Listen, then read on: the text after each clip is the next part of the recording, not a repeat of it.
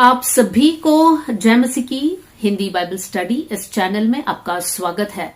आइए मिलकर एक नया विषय को आज हम सीखेंगे और आज हम लोग उत्पत्ति की किताब अध्याय 25 आयत 34 को पढ़ेंगे। जेनेसिस चैप्टर 25 वर्स 34 आपके लिए पढ़ना चाहती हूँ।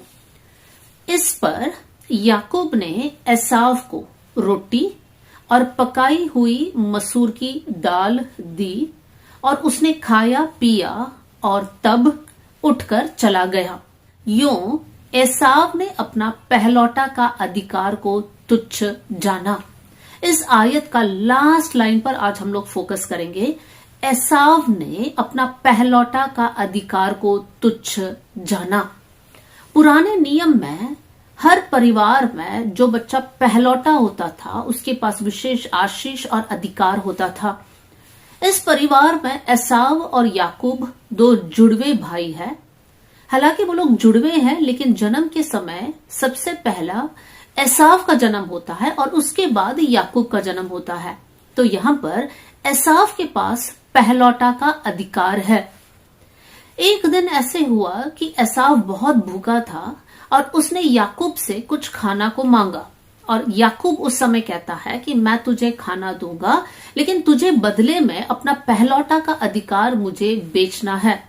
एसाव बिना सोचे समझे कहता है तू मेरा पहलौटा का अधिकार ले ले लेकिन तू मुझे खाना दे दे। तो इस प्रकार कुछ रोटी और मसूर की दाल के लिए एसाव अपना पहलौटा का अधिकार को बेच डालता है। और जो आयत हमने पढ़ा वो इस प्रकार है, एसाव ने अपना पहलौटा का अधिकार को तुच्छ जाना। यहां पर हमें इस बात को सोचना है कि एसाव के पास जो ये अधिकार है, पहलौटा का अधिकार, क्या एसाव ने कुछ मेहनत किया तब एसाव ने ये पाया? क्या एसाव ने कुछ कुर्बानी उठाया या कुछ मन्नतें मानी तब एसाव के पास ये अधिकार मिला? हम सब जानते हैं कि एसाव ये अधिकार को पाने के लिए कुछ नहीं किया।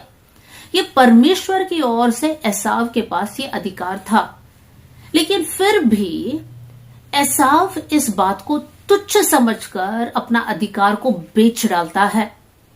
मेरे प्रियो, जब हम हमारे जीवन को जांचेंगे तब इस बात को हम समझ पाएंगे कि हमने भी प्रभु से बहुत सारी बातों को पाया है जिसके लिए हमने कुछ मेहनत नहीं किया या जिसके लिए हमने कुछ कुर्बानी या कुछ खर्च नहीं किया है। लेकिन उन्हीं बातों को जो प्रभु ने हमें दिया है, जो हमारे लिए एक आशीष है, जो हमारे जीवन के लिए एक अधिकार है, उन बातों को हम तुच्छ समझते हैं और इस संसार की छोटी मोटी खुशी के लिए हम बेच डालते हैं। प्रभु ने हमें इस जीवन का दान दिया है। मेरे प्रियो, हर पल जो हम श्वास ले पा रहे हैं, आज जो हम जिंदा है, ये हम हमारी बलबूते पर नहीं है, ये परमेश्वर का अनुग्रह है। जब हम आज जीवित है, हमें ये समझना है परमेश्वर ने हमारे पास उस समय का दान दिया है, जीवन का दान दिया है। हमने प्रभु यीशु मसीह पर विश्वास किया तो हमारे पास उद्धार है। ये सारी बातों के लिए हमने मेहनत नहीं किया है। प्रभु ने हमें पवित्र आत्मा दिया है। लेकिन क्या हम इन सारी बातों पर फोकस कर इन बातों को हम आदर देते हैं या फिर इन बातों को हम तुच्छ समझते हैं? कितनी बार हमने हमारे जीवन का समय को तुच्छ समझा है, हमारे जीवन को तुच्छ समझा है। जो परमेश्वर ने हमारे जीवन के लिए रखा हुआ उद्देश्यों को हम लोग सोचते नहीं है, समझते नहीं है, लेकिन हम हमारे जीवन को गलत बातों में फंसा देते हैं, हानिकारक बातों में फंसा देते हैं और हम परमेश्वर के दिए हुए आशीष को तुच्छ समझते हैं। प्रभु ने हम सबको पवित्र आत्मा दिया है, लेकिन क्या हम पवित्र आत्मा की अगुवाई को मांगते हैं? पवित्र आत्मा की सहायता को मांगते हैं? पवित्र आत्मा हमारा शिक्षक है? क्या हम पवित्र आत्मा से कुछ सीखते हैं या फिर हम उन बातों को तुच्छ समझते हैं? मेरे प्रियो, आज हमें गंभीर होकर सोचना है कि प्रभु ने हमें दिया हुआ आशीष बहुत बहुमूल्य है, तो हमें तुच्छ नहीं समझना है। आज हमने यीशु मसीह पर विश्वास किया है, हमने उद्धार पाया है, लेकिन उद्धार पाने के बाद क्या हमारा जीवन शैली सही है? फिलिपियों की पत्री अध्याय 2 आयत 12, फिलिपियंस चैप्टर 2 वर्स 12 में हम पढ़ते हैं, डरते और कांपते हुए अपने उद्धार के कार्य को पूरा करो। प्रभु ने हमें उद्धार सेंत मेंत में दिया है, फ्री में दिया है। जब हमने विश्वास किया, प्रभु ने हमें उद्धार दिया। लेकिन इस उद्धार को क्या हम बहुमूल्य समझ रहे हैं? क्या इस उद्धार को हमारे जीवन में हम सुरक्षित रख रहे हैं, या बार बार पाप में हम गिर रहे हैं? हम हमारे आशीष को शैतान के हाथ में हम बेच रहे हैं। मेरे प्रियो, कितनी बार जब भी हम लोग दुनिया की बातें या पाप के साथ हम समझौता करते हैं, तब प्रभु ने दिया हुआ आशीष को हम तुच्छ समझते हैं और हमारे आशीषों को हम बेच डाल रहे हैं। इस संसार की छोटी मोटी खुशी के लिए हम हमारी आशीष को बेच डाल रहे हैं। तो आज हमें बड़े गंभीर होकर इस बात को समझना है कि प्रभु का दिया हुआ आशीष हमारे जीवन में बहुत बहुमूल्य है।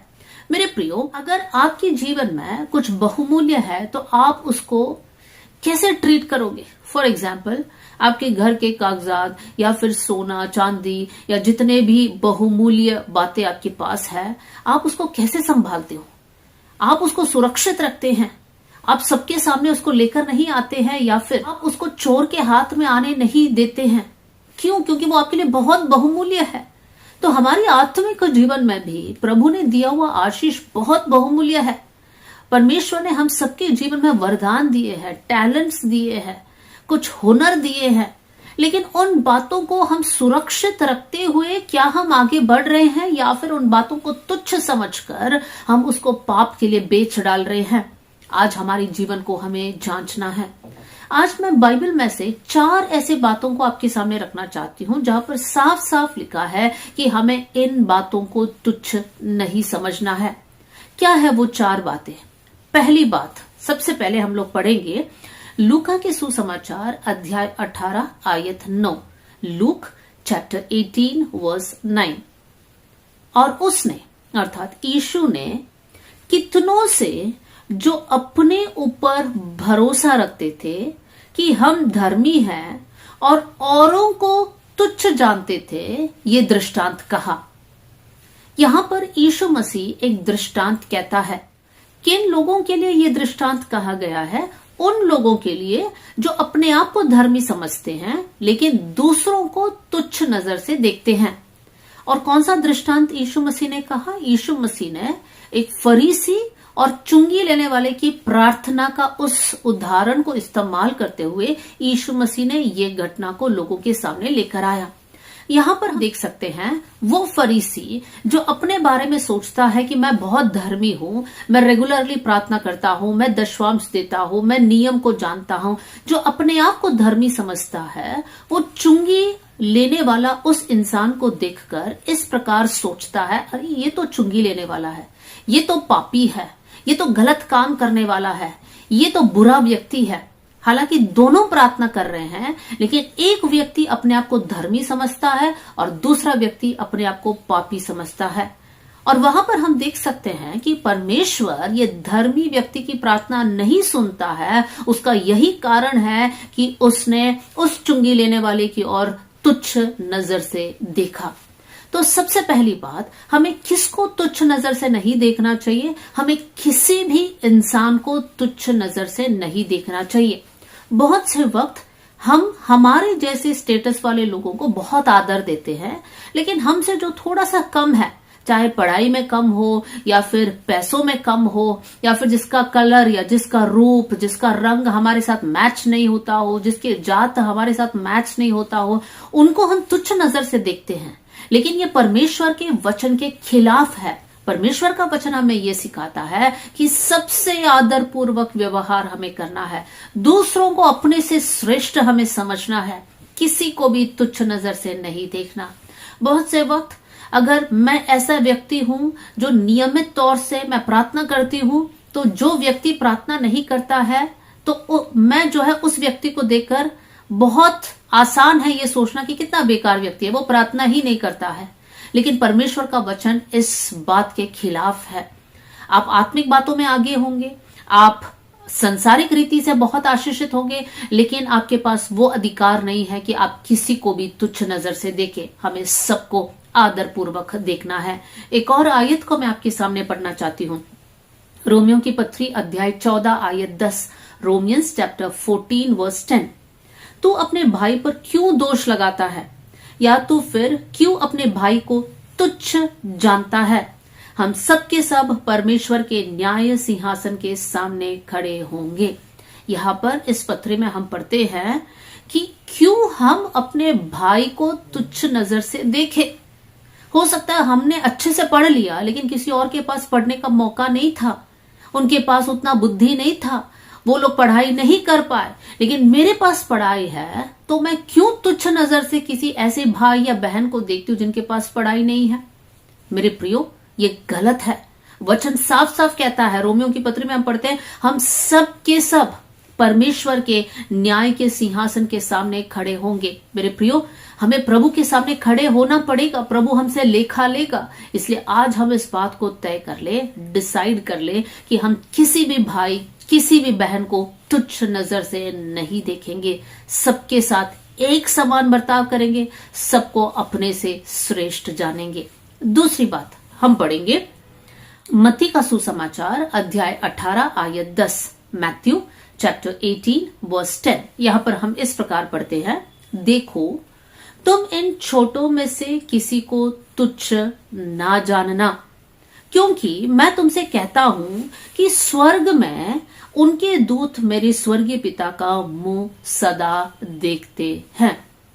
इस आयत में हम क्या पढ़े? फर्स्ट लाइन, तुम इन छोटों में से किसी को तुच्छ नहीं देखना। यहां पर बच्चों के बारे में विशेष कर कहा है कि छोटे बच्चों की ओर देखकर हमारे अंदर एक तुच्छ भावना नहीं आना चाहिए। जब यीशु मसीह के पास माता पिता अपने बच्चों को लेकर आए कि यीशु उन पर हाथ रखकर उनको आशीष दे, तब चेले उन लोगों को मना करते हैं और उन लोगों से कहते हैं कि बच्चों को यीशु के पास नहीं लेकर आना, उनको मना कर रहे हैं। लेकिन यीशु मसीह कहता है, बच्चों को मेरे पास आने दो, उन्हें मना मत करो, क्योंकि स्वर्ग का राज्य ऐसो ही का है। यीशु मसीह ने बच्चों से प्रेम किया। मेरे प्रियो, बहुत से वक्त हम बच्चों को देखकर ऐसे सोचते इनको कुछ नहीं पता है, इनका मुंह हम बंद करना चाहते हैं, लेकिन वास्तव में बहुत से वक्त ये बच्चों के जरिए भी प्रभु की आत्मा हमसे बात करता है। कितनी बार ऐसे हुआ होगा जहां पर बच्चों ने, छोटे छोटे बच्चों ने आपसे कहा कि मम्मी आपने उस अंकल से झूठ क्यों बोला, हमारे घर में तो ये था, तो आपने क्यों कहा नहीं था? देखिए, परमेश्वर आपकी गलती को आपके सामने लेकर आ रहा है। किसको इस्तेमाल किया? बच्चों को इस्तेमाल किया। कभी कभी बच्चे बोलते हैं, मम्मी पापा आप बार बार क्यों लड़ते रहते हो, क्यों झगड़ा करते हो, प्रेम से रहो। देखिए, बच्चे ज्यादा समझदार हो जाते हैं, लेकिन हम माता पिता क्या करते हैं? हमको लगता है हमें ज्यादा पता है, बच्चों को कुछ नहीं पता, इसलिए हम बोलते चुप, ज्यादा मत बोला कर। हम उनको चुप करा देते क्योंकि हम उनको तुच्छ नजर से देखते हैं। मेरे प्रियो, ये बच्चे प्रभु के नजर में बहुत बहुमूल्य है, तो हमें बच्चों को भी आदर के साथ देखना है। यीशु मसीह ने कहा कि जब तक तुम इन बच्चों के समान ना बनो, तब तक स्वर्ग राज्य में प्रवेश नहीं करोगे। जब चेले आपस में वाद विवाद कर रहे थे कि हम में से बड़ा कौन है, तब यीशु मसीह एक बालक को लेकर आता है और कहता है कि जब तक तुम इनके जैसे ना बनो, मतलब बच्चों के पास एक इनोसेंट माइंड है, वो लोग निष्कलंक है, वो लोग भोले हैं, उनको नहीं पता चालाकी कैसे करना, उनको नहीं पता किसी और को धोखा कैसे देना है। तो यीशु मसीह कहता है कि इनके जैसे बनना है। मेरे प्रियो, आज से लेकर हम ये सोचे कि हम बच्चों को तुच्छ नजर से नहीं देखेंगे, उनको आदर देंगे। जब हम बच्चों को आदर देंगे तो हम क्या करेंगे? हम उनको और अच्छे से पढ़ाएंगे, उनको परमेश्वर का राह बताएंगे, उनको सही और गलत के बीच का पहचान समझाएंगे, उनको अपने आप को कैसे सुरक्षित रखना है वो सिखाएंगे, आत्मिक रीति से कैसे सुरक्षित रखना है वो हम सिखाएंगे, संसार में भी कैसे सुरक्षित रहना है वो भी हम सिखाएंगे। तो मेरा कहने का मतलब ये है कि बच्चों को हमें बहुमूल्य समझना है। बच्चे परमेश्वर की ओर की आशीष है, ये बच्चे प्रभु ने हमें दिया है, तो इनको तुच्छ नजर से हम ना देखें। साथ में हमारे आत्मिक बच्चे भी हैं। जब कलीसिया में एक व्यक्ति नया नया उद्धार पाता है, तो वो भी आत्मिक रीति से एक शिशु समान है।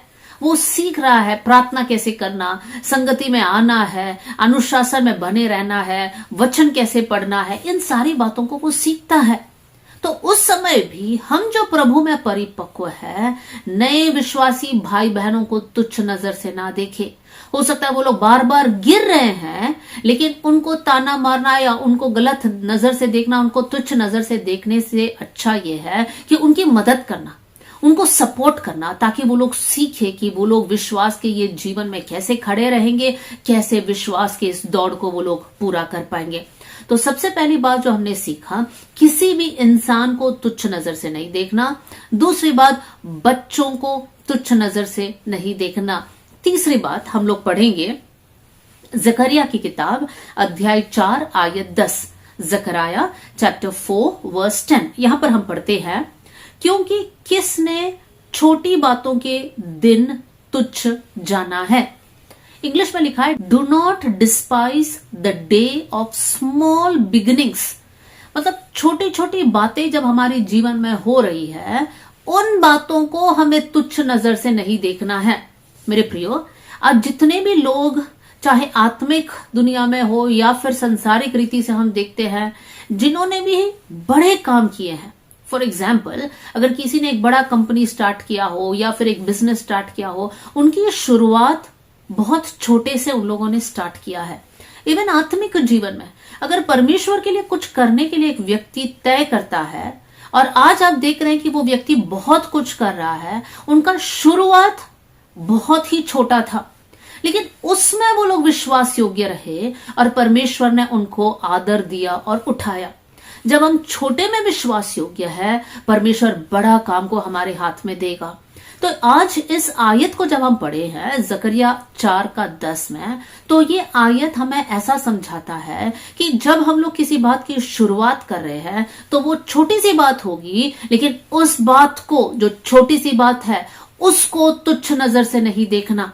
बहुत सारे लोग कहते होंगे या सोचते होंगे, ये तो छोटी सी बात है, मैं प्रभु के लिए क्या कर सकती हूँ, मैं क्या कर सकता हूं, इतनी छोटी बात को लेकर क्या होगा। लेकिन मेरे प्रियो, वो छोटी बात को भी अगर आप प्रभु के नजरियों से देखोगे तो आप समझ पाओगे कि कुछ आने वाले दिनों में, कुछ दिनों के बाद, आने वाले समय में परमेश्वर आशीष देने जा रहा है। तो छोटी बातें, आपने सोचा होगा मैं हर दिन प्रार्थना करूंगी, मैं 15 मिनट निकालूंगी, आधा घंटा निकालूंगी, फिर आप सोचते क्या होगा। कितने लोग हैं जो विश्वास में इतने दृढ़ है, स्ट्रांग है, मेरा 15 मिनट की प्रार्थना से क्या होगा। मेरे प्रियो, ये छोटी सी बात आपके लिए होगा, लेकिन वचन हमें सिखाता है कि छोटी बातों को तुच्छ नजर से नहीं देखना। आप शुरू कीजिए, प्रभु की आत्मा जो भी आपके मन में डालता है उन कामों को शुरू कीजिए, उन समर्पण में आप आइए, चाहे वो आपकी नजर में बहुत छोटा क्यों ना हो, लेकिन परमेश्वर कहता है उसको तुच्छ नजर से नहीं देखना। परमेश्वर आपके काम को आशीष देगा, परमेश्वर आपको उठाएगा, परमेश्वर सबके सामने आपका नाम को ऊंचा करेगा। कब? जब हम छोटे से छोटी बातों में हम लोग विश्वास योग्यता के साथ हमारे काम को पूरा करेंगे। तो सबसे पहले हमने सीखा, दूसरों को तुच्छ नजर से नहीं देखना, बच्चों को तुच्छ नजर से नहीं देखना, हमारी छोटी छोटी शुरुआत को तुच्छ नजर से नहीं देखना। अब चौथी बात की ओर हम लोग आएंगे, पहला तिमुथियुस अध्याय 4 आयत 12। First Timothy chapter 4 verse 12। यहां पर हम इस प्रकार पढ़ते हैं, कोई तेरी जवानी को तुच्छ ना समझने पाए, पर वचन, चाल चलन, प्रेम, विश्वास और पवित्रता में विश्वासियों के लिए आदर्श बन जाओ। पौलुस तिमुथियुस को ये चिट्ठी लिखता है और इस पत्री के जरिए पौलुस तिमुथियुस को समझाता है, कोई तेरी जवानी को तुच्छ ना समझे। मतलब कोई भी तिमुथियुस को देखकर ये ना सोचे ये छोटा लड़का या ये जवान लड़का क्या कर सकता है, ये कैसे पास्टर बन सकता है, ये कैसे सेवा कर सकता है। तो पौलुस तिमुथियुस से कहता है, तुम्हारा चाल चलन, तुम्हारे शब्द, तुम्हारी पवित्रता, तुम्हारा सारी बातों के द्वारा तुम्हें एक आदर्श बनना है, ताकि कोई भी तुम पर तुच्छ नजर से ना देखे। मेरे प्रियो, दो बातें। सबसे पहले हमें यह समझना है कि हम जवान होंगे या उम्र में बहुत परिपक्व नहीं होंगे तो कोई भी हमें तुच्छ नजर से नहीं देखेगा अगर हम हमारे हर काम में दूसरों के लिए एक आदर्श बनेंगे। किन किन बातें वहां पर लिखा है? तुम्हारा वचन, चाल चलन, प्रेम, विश्वास, पवित्रता, इन सारी बातों में हमें एक आदर्श बनना है। हमारे मुंह का शब्दों पर हमें कंट्रोल होना चाहिए। जैसे सब लोग बात करते हैं वैसे हम बात नहीं करेंगे। अगर सब लोग जैसे बात करते हैं तो उनके और मेरे बीच में क्या डिफरेंस है, हमें समझना है। मेरे मुंह से मैं पाप नहीं करूंगी, मेरा चाल चलन अलग होगा, मेरा प्रेम प्रभु के वचन के अनुसार होगा, मेरे जीवन पवित्रताई में होगा। मेरे प्रियो, वचन हमें सिखाता है, जवान है तो कोई तेरी जवानी को तुच्छ ना समझे। बहुत से वक्त जवान बच्चे अपने आप को तुच्छ नजर से देखते हैं और इसलिए वो लोग गलत कामों में अपने आप को फंसा देते हैं, गलत बातों को खाते हैं, पीते हैं, इवन अपने शरीर को गलत तरीके से इस्तेमाल करते हैं, पाप में अपने आप को फंसा देते हैं। क्यों? क्योंकि अपने जवानी को उन्होंने तुच्छ समझा है। जवानी वो उम्र है जहां पर आप अपने सृष्टिकर्ता परमेश्वर को पहचान लोगे तो परमेश्वर के मार्ग में आप चल पाओगे। आप प्रभु के हाथ में अपने आप को समर्पण करोगे, परमेश्वर अपनी नाम की महिमा के लिए आपको इस्तेमाल करेगा, आपके जीवन के द्वारा परमेश्वर बड़ा कार्य करेगा। तो पहली बात, एक जवान अपने जीवन को तुच्छ नजर से ना देखे। दूसरी बात मैं ये भी कहना चाहती हूं, हम बड़े जो है जवान को तुच्छ नजर से ना देखें। ओ ये आजकल के पीढ़ी है, इन लोग समझते नहीं है, इन लोग जेनजी है या फिर इन लोग मोबाइल का जनरेशन है, तो हम इनको तुच्छ नजर से देखते हैं। तो हमें आज इस बात को समझना है, किसी भी इंसान को तुच्छ नजर से नहीं देखना, किसी भी बच्चों को तुच्छ नजर से नहीं देखना, किसी भी जवान को तुच्छ नजर से नहीं देखना, लेकिन सब परमेश्वर की सृष्टि है कर हमको समझना है और उनके साथ आदर पूर्वक व्यवहार हमें करना है। तो जो आयत हमने आज लिया वो ये है, एसाव ने अपना पहलौठा का अधिकार को तुच्छ समझकर बेच डाला। मेरे प्रियो, ये आयत हमारे लिए एक चेतावनी है। प्रभु ने दिए हुए आशीष, परमेश्वर ने दिया हुआ ज्ञान, बुद्धि, समझ, वरदान, उद्धार, परमेश्वर ने हमें बहुत कुछ दिया है। उनमें से किसी बात को हम तुच्छ नजर से ना देखें, लेकिन प्रभु के सामने हम अपने आप को समर्पण करें और परमेश्वर से कहे, प्रभु ये जीवन आपका दान है, प्रभु ये जीवन आपकी महिमा के लिए हम लोग इस्तेमाल करने पाए। जो छोटी छोटी बातें हम लोग करते हैं प्रभु जी, उसको हम तुच्छ नजर से ना देखें, लेकिन आशा पूर्वक, इस आशा कि परमेश्वर इस काम को आशीषित करेगा, उस आशा और विश्वास के साथ हम आगे बढ़ने पाए। मेरे प्रिय भाई, प्रिय बहन, किसी को भी तुच्छ नजर से नहीं देखना, अपने काम को तुच्छ नजर से नहीं देखना। हमारा परमेश्वर आशीष देने वाला परमेश्वर है। आपकी छोटी बात को परमेश्वर बड़ा और आशीषित करेगा। आइए हम लोग प्रार्थना करें। स्वर्गीय पिता, आज का वचन के लिए मैं धन्यवाद देती हूँ। ये वचन सुनने वाले आपके बच्चों के लिए धन्यवाद। प्रभु, हर एक जन इस वचन के सामने समर्पण करने पाए, ये वचन उनके जीवन में एक बीज होकर उगने पाए। प्रभु जी, 100 गुना फल उनका जीवन में आने पाए कर मैं प्रार्थना करती हूँ। परमेश्वर पिता, ये वचन उनको उत्साहित करे। प्रभु जी, अगर कोई भी किसी को तुच्छ नजर से देखते हैं, आज मन फिराने पाए। आज आपके सामने वो लोग मेल मिलाप के जीवन को जीने वाले बन जाए कर मैं प्रार्थना करती हूँ। हमारी छोटी छोटी बातों को हम तुच्छ नजर से ना देखें, लेकिन आपकी महिमा के लिए उन बातों को हम लोग करने वाले बन जाए। थैंक यू प्रभु, आपने हमारी प्रार्थना सुन लिया। आदर और महिमा आपको देते हुए प्रभु यीशु मसीह के नाम से हम मांगते हैं, amen. God bless you all. जय मसीह की।